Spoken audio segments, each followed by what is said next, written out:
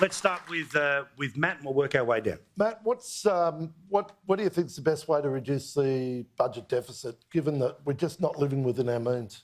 Look, if you look at what's grown over these past few years, as I just mentioned the figures, the big growth has been in social security and in, wait for it, green energy schemes.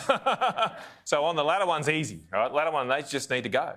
And it's probably hasn't just got the attention that deserves in this election, but we have committed to ending the ridiculous $14 billion we're spending on hydrogen projects.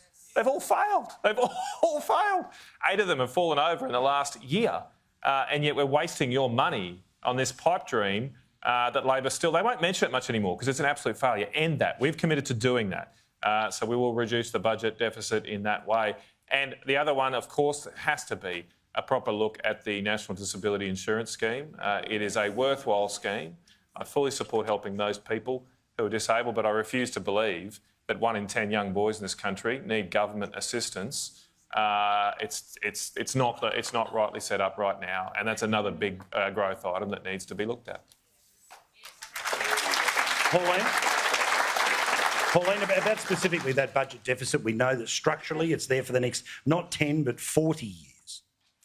It is. Under the One Nation policy, which we released in February, is to reduce the budget by $90 billion a year, and it is to get rid of the climate change department, and that will save $30 billion a year. This has all been costed, Paul.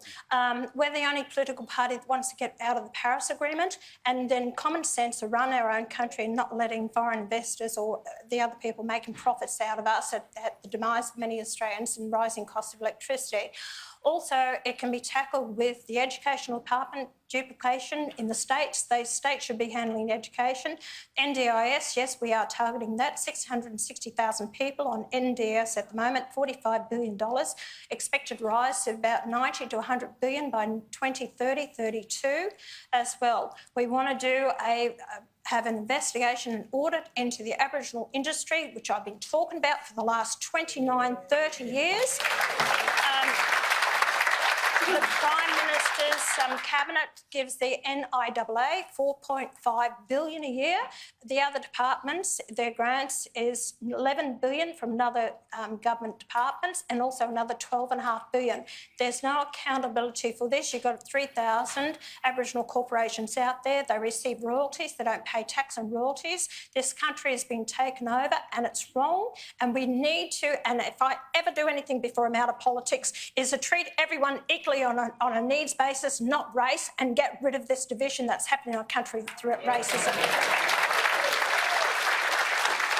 Now, Tony, I want you to think for a couple of seconds about what you would do when it comes to the deficit. But Bob Katter, how would you deal with what is now going to be 10 years and then 40 in the long term? No, I come out of a government that ran massive deficits. We spent $3,000 million in 1 year, just going back 30 years. And our entire budget was $3,000 million.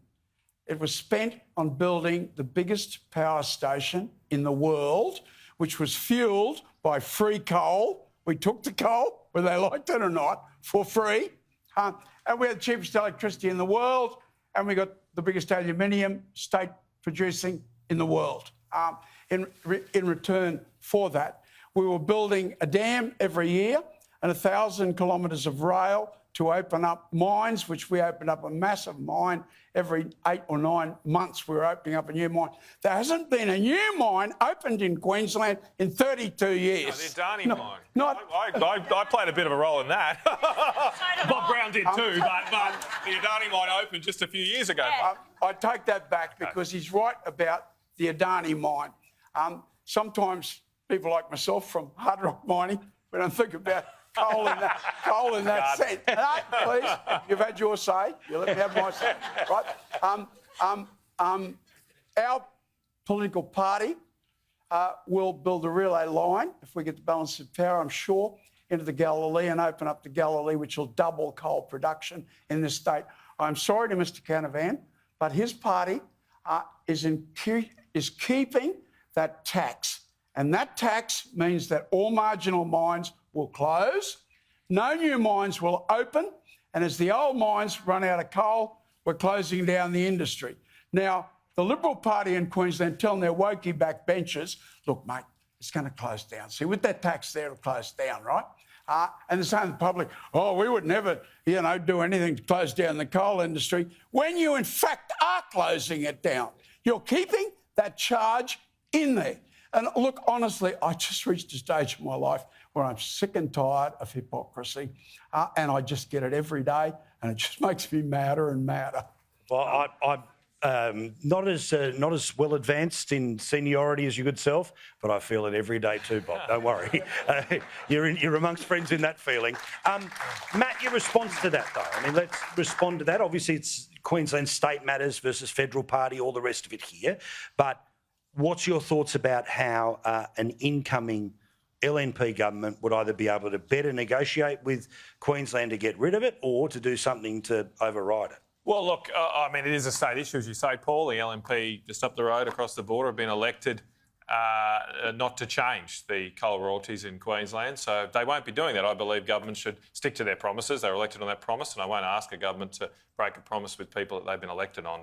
So that's the reality of that. There does need to be a look at that over time. The big issue there is the thresholds haven't been changed for years, yet costs have gone up enormously. What would be good is if we can get the cost back down. So the cost of mining a tonne of coal now in Queensland is for often well over $100 a tonne, where the higher royalties kick in. It used to be $70 or $80 a tonne. It's gone up a lot just in the last few years. Energy's a big deal.